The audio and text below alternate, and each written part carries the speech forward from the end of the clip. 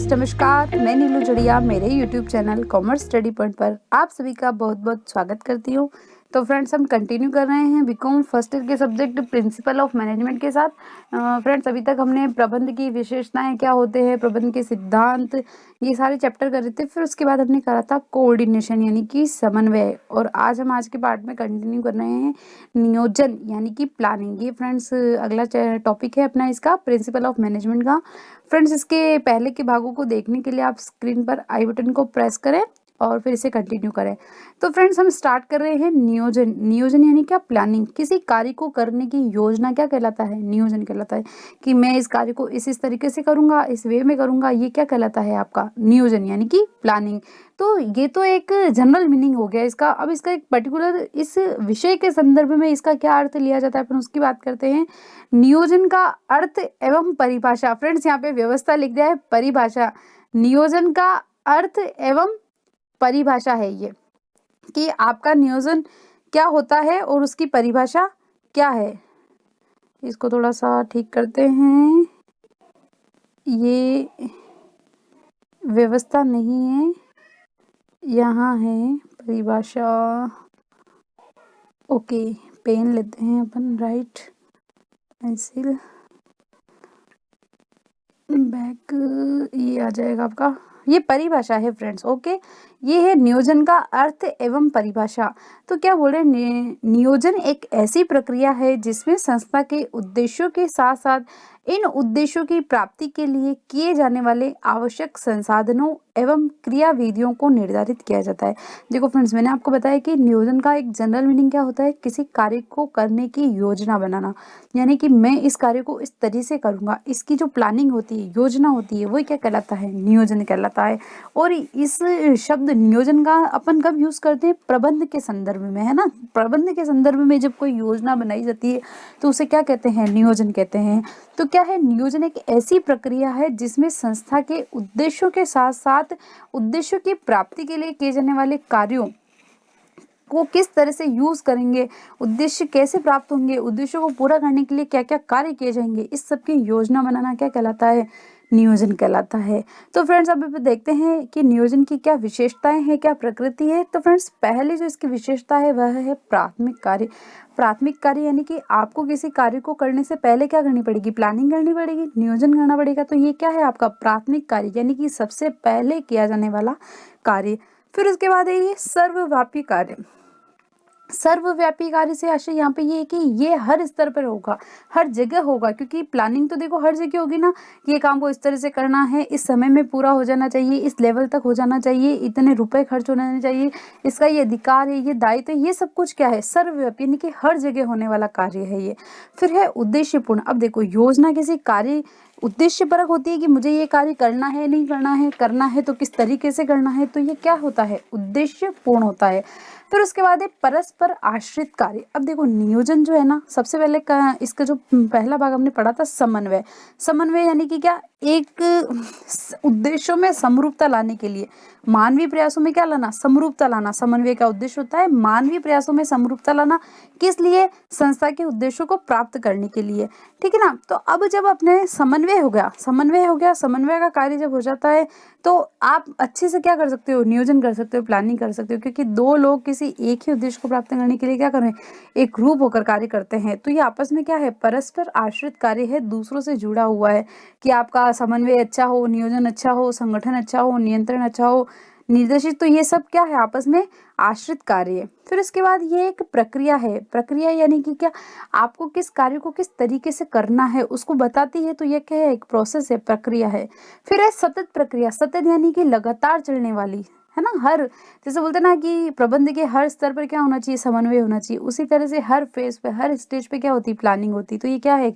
सतत प्रक्रिया। फिर है बौद्धिक प्रक्रिया। बौद्धिक यानी कि क्या? आप कुछ न कुछ इसके पीछे थॉट प्रोसेस लगा के प्रोसेस का निर्माण करते हो ना, कि हाँ इसके कारण इस कार्य को पहले ये कार्य होना चाहिए, अगर ये कार्य पूरा हो जाएगा तो साथ में ये कार्य भी हो जाएगा। तो अपन क्या लगाते हैं? अपनी बौद्धिक प्रक्रिया। तो इससे क्या बोला गया है? कि यह एक बौद्धिक प्रक्रिया है। फिर उसके बाद है पदानुक्रम प्रक्रिया, यानी कि जैसे प्रबंध के स्तर होते हैं, उच्च प्रबंध, मध्य प्रबंध और निम्न स्तर प्रबंध, उसी तरह से जो प्लानिंग होती है वो क्या होती है? पहले सबसे पहले ऊपर, किसी भी संस्था में सबसे ऊपर फर्स्ट लेवल पे प्लानिंग होती है। फिर वो उस प्लानिंग को क्या करते हैं, वो उनके मध्यस्थों को बताते हैं। फिर वो मध्यस्थ अलग अलग बढ़ जाते हैं डिपार्टमेंट वाइज। फिर उस डिपार्टमेंट वाले वो निम्न स्तर को सुपरवाइजर को बताते हैं। फिर सुपरवाइजर वो कार्य किससे करवाते हैं, कर्मचारियों से। तो ये क्या है, एक पदानुक्रम प्रक्रिया। फिर है भविष्योन्मुख, यानी कि अपने को जो भविष्य में उद्देश्य प्राप्त करने हैं उनके लिए क्या की जाती है, नियोजन किया जाता है, प्लानिंग की जाती है। तो ये क्या है, भविष्योन्मुख है। फिर है पूर्वानुमान नियोजन का आधार। भाई आप किसी कार्य को करोगे, उसके लिए पहले आपको क्या करना पड़ेगा, पूर्वानुमान लगाना पड़ेगा कि मैं किसी कोई संस्था हूँ और किसी वस्तु का उत्पादन करती हूँ, ठीक है। तो आपको पहले ये पता होगा ना कि ये वस्तु मार्केट में बिकेगी और लगभग इतनी बिकती है। तो आपके पास पहले कोई फोरकास्ट है, कोई पूर्वानुमान है, तभी तो आप नियोजन करोगे। तो पूर्वानुमान क्या होता है, नियोजन का बेस होता है, आधार होता है। फिर उसके बाद है समयबद्ध, यानी कि किसी पर्टिकुलर पीरियड के लिए, किसी पर्टिकुलर उद्देश्य के लिए समय को ध्यान में रख के क्या करना होता है, आपको प्लानिंग करनी होती है। फिर है समायोजनीय। समायोजनी से आशय ये है कि आप एक दूसरे के साथ समन्वय स्थापित करते हुए क्या करते हो, योजना बनाते हो, प्लानिंग करते हो, नियोजन करते हो किसी कार्य को। तो ये किसी कार्य को करने या ना करने का क्या है, समायोजन है। फिर है संसाधनों की प्रतिबद्धता। देखो कोई कार्य किसी प्लानिंग के साथ करना, तो अपनी इसकी परिभाषा में क्या था, संस्था के उद्देश्यों को प्राप्त करना, क्या संसाधनों संस्था के संसाधनों का उपयोग करके। तो ये संसाधनों की क्या हो जाती है, प्रतिबद्धता हो जाती है। फिर एक कार्य पथों के लिए प्रतिबद्धता, यानी कि मेरे को एक कार्य इस तरीके से करना है, इस रूट पे करना है, ये मेरा रास्ता हो गया, इसी रास्ते पे क्या करना है, मुझे चलना है। फिर एक निर्णय नियोजन में निर्णयन सम्मिलित, यानी कि आप जब किसी कार्य की प्लानिंग करते हो तो उस कार्य को करने या न करने का क्या करते हो, निर्णय भी लेते हो। तो नियोजन में क्या होता है, निर्णय भी सम्मिलित होता है, इंक्लूड होता है। तो फ्रेंड्स ये थी नियोजन की विशेषताएं। अब हम बात करते हैं नियोजन के महत्व, आवश्यकता एवं लाभ की, कि भाई नियोजन जरूरी है, इसकी इतनी सारी विशेषताएं, तो आखिर इसका महत्व क्या है, क्या जरूरी है किसी भी संस्था में नियोजन करना। तो क्या है, देखो इसका पहला पॉइंट है उद्देश्यों की स्पष्ट व्याख्या, यानी कि आपको क्या कार्य करना है, संस्था के क्या उद्देश्य है, नियोजन के आधार पर उनको क्या किया जाता है, स्पष्ट किया जाता है, उनका डिटेल डिस्कशन हो जाता है, सही तरीके से इस कार्य को इस तरह से करना है। फिर नियोजन क्या है, उद्देश्यों की प्राप्ति में सहायक है, यानी कि जब आपके उद्देश्य अच्छे से स्पष्ट रूप से व्याख्या किए गए होंगे कि इस कार्य को इस तरह से करना है, तो आपको उसको अचीव करने में सहायक होगा। तो नियोजन क्या करता है, सहायता करता है उद्देश्य को प्राप्त करने में। फिर है अनिश्चितता की कमी। देखो जब अपन पहले से डिसाइड कर लेते ना कि हाँ आज मैं सुबह उठूंगी, मेरे को इतनी बजे यहाँ जाना है, ये काम करना है, वो काम करना है, तो अपन एक टाइम टू अपने पास एक क्राइटेरिया हो जाता है कि मुझे इस समय सीमा तक ये कार्य का करना है, काम खत्म करना है। तो मेरी अनिश्चितता में क्या कमी आती है, नहीं तो सुबह उठे हाँ ठीक है चले जाएंगे, हाँ कर लेंगे, तो वो कभी कंप्लीट नहीं होता है। देखो जब अपन पढ़ाई करने के लिए बैठते हैं तो क्या सोचते हैं कि ये एक चैप्टर मेरा 2 घंटे में कंप्लीट हो जाना चाहिए, यानी अपन ने क्या करा, उसकी नियोजन करी, उसकी प्लानिंग करी, ठीक है। लेकिन अपन ऐसे ही पढ़ने बैठ गए, हाँ ठीक है थोड़ा बहुत पढ़ लेंगे, जो होगा जो देगा, आप 2 घंटे तक पता चला एक ही पेज पलट रहे हो, तो आपका क्या है, समय भी व्यर्थ है और अनिश्चित है। तो न तो आपका कोई उद्देश्य हुआ, न उद्देश्य को प्राप्त किया, और आपका क्या हो गया, अनिश्चित हो गया, आपका समय भी व्यर्थ हुआ। और तो आपकी अनिश्चितता में नियोजन से क्या होती है, कमी आती है। फिर ये परिवर्तनों के लिए तैयारी, यानी कि अगर देखो जैसे कोई परिवर्तन होने वाला होता है, आप प्लानिंग कर लेते हो, प्लानिंग के बाद भी अगर कोई परिवर्तन होता है तो आप उसके लिए पहले से प्रिपेयर रहते हो। क्योंकि नियोजन में जब किसी कार्य का नियोजन करते हैं, प्लानिंग करते हैं, तो उसमें अपन कुछ ऐसे पॉइंट भी डालते हैं ना कि अगर ये चेंज हो गया तो उसकी जगह पे क्या करेंगे, अपन इसको यूज कर लेंगे। फिर उसके बाद है अवसरों का लाभ। देखो जब अपन प्रिपेयर रहते हैं ना किसी चीज के लिए, पूर्वानुमान लगाया, कोई आधार लगाया, फिर अपन ने नियोजन किया, तो अपने पास जो अपॉर्चुनिटी होती है, जो अवसर होते हैं, उनका अपन क्या कर सकते हैं, यूज कर सकते हैं, लाभ ले सकते हैं। फिर ये संसाधनों का सदुपयोग। देखो क्योंकि इसकी परिभाषा में ही ये शब्द सम्मिलित किया गया है कि उद्देश्य की प्राप्ति में सहायक होता है, और उन उद्देश्यों के सॉरी अपन संस्था के उद्देश्य को प्राप्त करने के लिए क्या करते हैं, संस्था के संसाधनों का यूज करते हैं। तो उन संसाधनों का क्या होता है, सही तरीके से यूज होता है, सदुपयोग होता है। फिर है मितव्ययता को प्रोत्साहन, यानी कि आप जब कार्य किसी कार्य को क्रमबद्ध तरीके से प्लानिंग के साथ करते हो, तो आपको एक पूरा क्राइटेरिया पता होता है ना कि हाँ ये पूरा काम करना है, तो आपका क्या होता है, मितव्यय होता है। यानी कि आपको 10 किलोमीटर तक जाना था, आप 10 किलोमीटर जाके आ गए, जब जाके आ गए फिर आपको पता चला कि अरे यार बीच में एक काम और करके आना था, तो आपको क्या करना पड़ता है, वापस जाना पड़ता है, वापस आना पड़ता है। तो आपका क्या होता है, समय खर्च होता है, धन खर्च होता है, एनर्जी खत्म होती है। तो लेकिन जब आपको पहले से ही पता है कि हाँ मेरे को मार्केट जाना और मेरे को ये 2 काम करने हैं, तो आपके एक ही समय में दोनों काम हो जाएंगे, तो आपका समय बचेगा, धन बचेगा, आपकी एनर्जी बचेगी, तो क्या होता है आपकी मितव्ययता यानी कि आपका खर्चा कम होता है। फिर है प्रतिस्पर्धी क्षमता में वृद्धि, यानी देखो जब कोई कार्य नियोजन के साथ किया जाता है ना, तो वो क्या होता है जल्दी कंप्लीट हो जाता है। तो जल्दी किसी कार्य को करते तो अपने में बीच में क्या आता है कंपटीशन आता है, प्रतिस्पर्धा आती है कि हाँ मैं इसको और जल्दी करने की कोशिश करता हूँ, या इसने मेरे से पहले कर लिया तो मुझे और जल्दी करना। तो ये क्या होता है अपनी प्रतिस्पर्धा क्षमता में वृद्धि होती है। फिर उसके बाद है सहयोग एवं समन्वय में सुविधा। समन्वय क्या है कि मानवीय प्रयासों में क्या करना, एक रूपता लाना। लेकिन अगर आपको किसी करने के लिए आपने पहले से प्लानिंग कर रखी कि ये कार्य इस तरीके से करना है, जब भी तो आप उसके लिए समन्वय करोगे। तो ये समन्वय में क्या होती है, नियोजन से सुविधा होती है। फिर अधिकारों के विकेंद्रीकरण और प्रत्यायोजन में सुविधा। अब देखो अधिकारों का विकेंद्रीकरण क्या होता है कि अपने जो अधिकार होते हैं, जो दायित्व होते हैं, उनको अपने निचले स्तर पर क्या करना, बांटना। अधिकारों का विकेंद्रीकरण करना यानी कि आपके पास कोई राइट्स है कि मैं ये निर्णय ले सकता हूँ, ठीक है ना। तो आपने उससे संबंधित दायित्व जिन व्यक्तियों को दे रखा ना, उससे संबंधित अधिकार भी उनको दे दो कि अगर आपको ऐसा करना हो ना, तो आपके पास ये डिसीजन पावर है, आप यस या नो कर सकते हो। आपको यस का डिसीजन भी है और नो का डिसीजन भी है। तो आप क्या कर रहे हो, आप अधिकारों का विकेंद्रीकरण कर रहे हो। फिर उसके बाद है निर्णयन का आधार। देखो कोई प्लानिंग कार्य अच्छा हो गया, आपने नियोजित अच्छी तरीके से कर लिया, तो आपके निर्णय का वो आधार बन गया ना कि हाँ मेरा ये कार्य इतने समय में पूरा हो जाएगा, मैं इतनी मात्रा में उत्पादन कर लूंगी, इतना मैं सेल आउट कर सकती हूँ, मेरे को ऑलमोस्ट इतना प्रॉफिट हो जाएगा। तो आपका क्या हो जाएगा, निर्णय लेने के लिए बेस बन जाएगा। तो नियोजन निर्णय का क्या है, आधार है। फिर उसके बाद है उतावले निर्णयों पर रोक, यानी कि जब अपन किसी कार्य को सही तरीके से योजनाबद्ध तरीके से नियोजन के रूप में करते तो क्या करते, जल्दी से निर्णय नहीं लेते। यानी कि जब तक पहले उस कार्य की पूरी योजना नहीं बन जाती तब तक क्या होता है, कोई निर्णय नहीं होता है। तो उतावले निर्णयों पर क्या हो जाती है, रोक लग जाती है। फिर है निर्णय में सुगमता। अब देखो जब अपन ने कोई कार्य प्लानिंग के साथ किया, नियोजन किया, तो आपने उस कार्य से संबंधित किसी को अधिकार दिए होंगे, किसी को दायित्व दिए होंगे।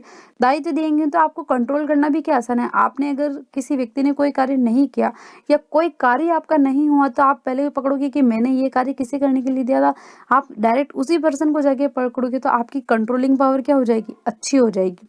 फिर एक कर्मचारी को अभिप्रेरणा। देखो जब कोई कार्य अच्छे से होता है, अपने संस्था के उद्देश्य अच्छे से, अधिक लाभ होता है, जब सब कुछ अच्छा होता है, तो आपके कर्मचारी क्या होते हैं, आपसे प्रेरित हो रहे हैं, अभिप्रेरित होते हैं, मोटिवेट होते हैं वो किसी कार्य को करने के लिए। अच्छा ये इस तरह से हो ना, अभी और ऐसे हो सकता है, ऐसे हो सकता है। तो क्या होती है, अपने को मोटिवेशन मिलती है। फिर है नए एवं सृजनशील विचारों को प्रोत्साहन। देखो जब आप कोई कार्य नियोजन प्लानिंग के साथ करते हो, तो वो हो सकता है ना समय से पहले पूरा हो जाता है। और जब समय से पहले पूरा हो जाता है तो आपके पास क्या बचता है, एक्स्ट्रा टाइम बचता है। तो उस एक्स्ट्रा टाइम में, उस आपके पास अति समय में आप क्या कर सकते हो, नए विचारों को प्रोत्साहन मिलता है कि हाँ ये कार्य ऐसा हो रहा है। मतलब जब बोलते हैं ना कि जब आपके पास टाइम होगा तो आपके पास क्या आएंगे, नए आइडियाज़ आएंगे। नए आइडियाज़ आएंगे तो आप उनको क्या करोगे, फ्रेमवर्क करोगे कि हाँ अच्छा ये हो सकता है, ये हो सकता है। तो आपके सृजनशील विचारों को क्या मिलता है, प्रोत्साहन मिलता है। फिर प्रबंधकीय प्रक्रिया की सफलता में योगदान। देखो कहीं बोलते हैं ना कि मैनेजमेंट बहुत अच्छा है, उस मैनेजमेंट की प्लानिंग बहुत अच्छी है, तो संस्था के उद्देश्य अच्छे से प्राप्त हो रहे हैं। तो ये एक दूसरे के क्या है, पूरक है। यानी कि देखो मैनेजमेंट अच्छा होगा तो प्लानिंग अच्छी होगी, और प्लानिंग अच्छी होगी तो मैनेजमेंट क्या होगा, अच्छा होगा। फिर उसके बाद अदर की आपको संस्था के लाभ प्राप्त में होता है, संसाधनों के सदुपयोग होता है, मितव्यय, ये सब तो क्या है, बहुत सारे इसके नियोजन की क्या है, आवश्यकता और महत्व किसी संस्था के अंतर्गत होता है। फिर इसके बाद अब बात करते हैं नियोजन की सीमाएं और बाधाएं। यानी कि सब कुछ अच्छा है लेकिन फिर भी इसकी क्या है, कुछ ना कुछ लिमिटेशंस है। तो क्या लिमिटेशन है, उद्देश्य की अस्पष्टता। यानी कि देखो जब आपके पास कोई उद्देश्य स्पष्ट है तब तो आपके नियोजन परफेक्ट हो जाएगा। लेकिन आपको कार्य क्या करना है, आपका उद्देश्य ही अगर आपको पता नहीं कि मेरे को ये करना है, अच्छा मेरे को इसका उत्पादन करना है क्या, अच्छा नहीं करना है क्या, ये मेरे पास मशीन है क्या नहीं है, कच्चा माल है क्या नहीं है। तो जब अगर आपके उद्देश्य ही अगर अस्पष्ट होंगे तो आपके लिए नियोजन कोई काम का नहीं है। फिर है अयथार्थ पूर्वानुमान। यानी आप जो फोरकास्ट ले रहे हो, जो पूर्वानुमान लगा रहे हो किसी चीज का, उसका कोई बहस ही नहीं है, ऐसे ही लगा लिया, अच्छा ठीक है हाँ हाँ हो जाएगा, ये तो ऐसा होता है, ऐसा हो जाएगा। तो जब आपका पूर्वानुमान ही सही नहीं है तो आपका क्या होगा, नियोजन सही तरीके से नहीं हो पाएगा। फिर है गलत मान्यता है। अपन कोई गलत मान्यता लगा रहे ऐसा होता है ना, तो अब भी ऐसा होगा। तो जब ऐसा होता ही नहीं आया है, या होता है है ना कि हर 2 साल बाद है ना बहुत तेज बारिश होती है, तो अब यार अगर 2 साल बाद होता है और अगर नहीं हुआ, आपने कोई बेसिस नहीं लिया, हर कोई अर्ध यथार्थ पूर्वानुमान लगा लिया, तो आपका नियोजन क्या हो जाएगी, फेल हो जाएगी। फिर उसके बाद है पहलपन की भावना की समाप्ति। यानी कि देखो समन्वय में क्या होता है ना कि मानवीय प्रयास को एक रूप लाने का प्रयास है, फिर वो परस्पर भावना का प्रभाव, कर्मचारी की क्षमता में वृद्धि, ये सब अपने उसके उद्देश्य और ये पढ़े थे। तो लेकिन नियोजन में जब कोई कार्य होता है ना, तो आपके पास पहले स्पष्ट उद्देश्य होते हैं, फिर उस उद्देश्यों के अनुसार आप अपने अधिकारों का क्या कर देते हो, विकेंद्रीकरण कर देते हो कि आपको ये कार्य करना है, आपको ये कार्य करना है, आपको ये कार्य करना है। तो एक मशीनरी फॉर्मेट में क्या होता है, सब काम हो जाता है। तो लोग एक दूसरे को बताते नहीं कि अच्छा आपको ये करना है क्या, नहीं मेरे को तो जो काम मिला है मेरे प्लानिंग के अंडर में मैं वही करूँगा। तो पहलपन की भावना क्या हो जाती है, समाप्त हो जाती है। फिर उसके बाद है व्यवहारिक सोच का अभाव, यानी कि कोई लोग प्रैक्टिकल होके नहीं सोचते, जैसा बता दिया वैसा ही करना है। ठीक है। फिर उसके बाद है परिवर्तनों का विरोध, यानी कि आपने कोई कार्य बना दिया, प्लानिंग बना ली कि मेरे को सुबह 7 बजे उठना है, 8 बजे जाना है, 9 बजे ये करना है, 10 बजे करना है। लेकिन अब बीच में क्या है ना, यार मैं 10 बजे ऐसा भी कर सकता हूँ क्या, नहीं नहीं यार मैं ये काम नहीं कर पाऊंगा, मेरा तो शेड्यूल ही नहीं है, मेरे को तो शेड्यूल में 10 बजे ये करना है, मतलब यही करना है। तो आप क्या कर सकते हो, परिवर्तनों का फिर विरोध होता है कि नहीं आपको 10 बजे यही कार्य करना है, आप दूसरा कार्य नहीं कर सकते हो। फिर उसके बाद है विद्यमान उद्देश्यों एवं योजनाओं की लोचहीनता, यानी कि देखो आपके जो उद्देश्य होते हैं, जो ऑब्जेक्टिव होते हैं, उनके लिए जो आप प्लानिंग करते हो ना, वो लोचहीन हो जाती है। कब, विद्यमान यानी कि इस टाइम के लिए आपने जो योजना बनाई आप उसी को करो, अगर बीच में कोई नया उद्देश्य आ जाता है तो वो क्या है, लोचहीन हो जाता है। फिर है नियोजन क्षमताओं, योग्यताओं का अभाव। अब ये ना इस सब कार्य को करने के लिए आपको अच्छे बंदों की जरूरत होती है, जो क्या करे, आपके लिए अच्छा नियोजन करे, अच्छी प्लानिंग करे। लेकिन वो क्षमता ही नहीं है, और अगर नियोजन ही अच्छा नहीं होगा तो आगे की सारी बात क्या हो जाएगी, खत्म हो जाएगी। फिर है प्रबंधकों का पक्षपात पूर्ण या पूर्वाग्रह पूर्ण अव्यवहार, यानी कि देखो अगर मैनेजमेंट कंपनी के लिए सोचता है, कंपनी के उद्देश्य को प्राप्त करने के लिए सब कुछ अच्छे से सोचता है, फिर तो ठीक है। लेकिन अगर वहाँ पे पक्षपात होता है, ये आदमी मेरा है, ये मेरा नहीं है, मेरा ये डिपार्टमेंट अच्छा है, ये करना है, तो जब अगर वहाँ पे पक्षपात हो जाता है तो अपने पक्ष में वो क्या करेगा, अच्छी प्लानिंग, और दूसरों के पक्ष में क्या करेगा, गलत प्लानिंग। तो संस्था के उद्देश्य क्या होंगे, प्राप्त नहीं हो पाएंगे। फिर ये अन्य क्रियात्मक योजनाओं के साथ समन्वय में कमी, यानी कि देखो जब कोई योजना बनती है तो एक रूट फिक्स हो जाता है, फिर आपको उसी रूट पे जाना, ना आपको इधर जाना है, ना आपको, ना आप दाएं मुड़ सकते हो ना बाएं मुड़ सकते हो, आपको स्ट्रेट फॉरवर्ड जाना है, स्ट्रेट फॉरवर्ड जाना है, यानी आपको किसी से बात नहीं करनी। तो आपका क्या होता है, समन्वय में कमी होती है। समन्वय मतलब क्या, एक दूसरे का सहयोग, एक दूसरे के साथ मिल के कार्य करना, समूह में कार्य करना। लेकिन जब योजना हो जाती है तो ऐसा नहीं होता है।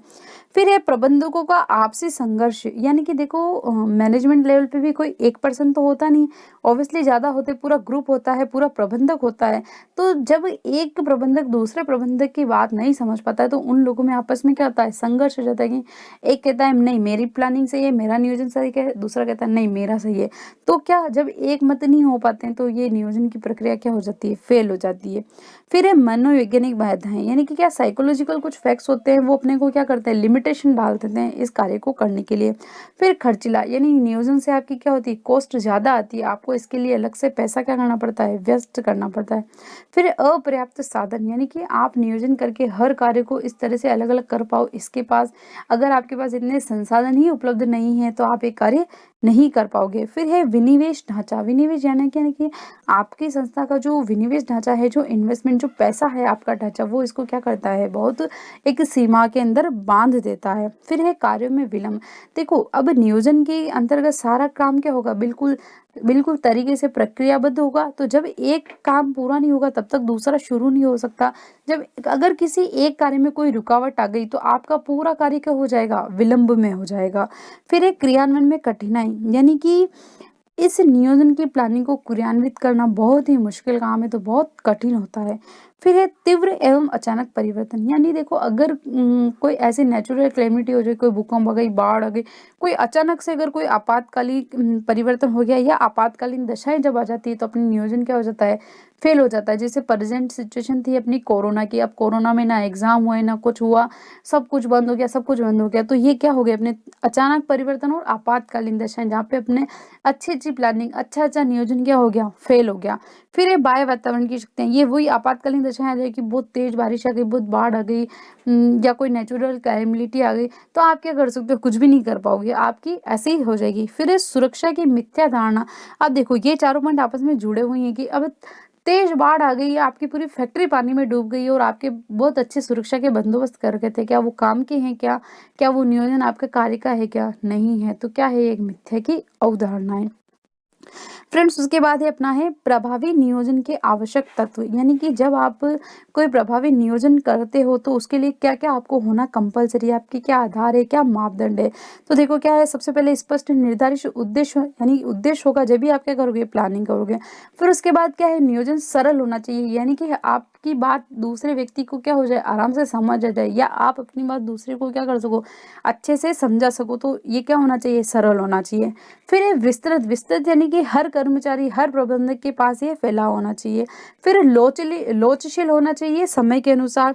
फिर संतुलित होना चाहिए, कि बहुत अधिक कठिन, बहुत अधिक सरल, ऐसा नहीं, संतुलित होना चाहिए। समन्वित होना चाहिए, कि एक कर्मचारी दूसरे के साथ समन्वय बिठा के क्या कर सके, कार्य कर सके। फिर अगला पॉइंट है विश्वसनीय। विश्वसनीय क्या मतलब, आपने जो प्लानिंग करी वो सही होनी चाहिए, विश्वसनीय होनी है। ऐसे नहीं कि कुछ भी कर दिया, उसको कोई मानता ही नहीं, मतलब उसको सब जने एक्सेप्ट कर ले, मान ले, ऐसी आपकी प्लानिंग होनी चाहिए। फिर समयबद्ध होनी चाहिए, कि आप अपने टाइम लिमिट्स का ध्यान रखो, डेडलाइन का ध्यान रखो, कि इस समय सीमा के भीतर मुझे क्या करना है, ये कार्य करना है। फिर वही उचित समयावधि, टाइम डेडलाइन से रिलेटेड ही होती है। फिर है मितव्यय, यानी कि आपको इस कार्य को करने के लिए आप किसी संस्था के खर्चों को ना बढ़ा दो, लागतों को, वस्तु की लागतों को ना बढ़ा दो। तो आप क्या करो, पैसा खर्च करने का भी ध्यान रखो। फिर स्पष्टता रखो, कि आपने जो प्लानिंग की है वो आपके अधीनस्थों को, आपके कर्मचारियों को क्या हो जाए, समझ में आ जाए स्पष्ट रूप से। फिर है भविष्य का ध्यान। अब आप वैसे भी ये देखो क्या है, पूर्वानुमान को ध्यान में रख के बनाई जाती, तो भविष्य की फोरकास्टिंग पे बेस होती है न्यूज़। तो क्या करना है, आपको भविष्य का भी ध्यान रखना है। फिर ये हिस्सेदारी। हिस्सेदारी की, प्रबंधक और कर्मचारी दोनों मिलकर क्या करते हैं, नियोजन का कार्य, तो सबका क्या होता है, बराबर हिस्सा होता है। फिर व्यवहारिकता, यानी कि इसको क्या करना, व्यवहार में लाना। मानवमुखी, यानी कि मानव के द्वारा किए जाने वाले कार्य। तो जब ये सब चीजें होती तो आपके नियोजन क्या हो जाता है, अच्छे से हो जाता है। फिर अगला जो पॉइंट है फ्रेंड्स, वह है नियोजन के सिद्धांत।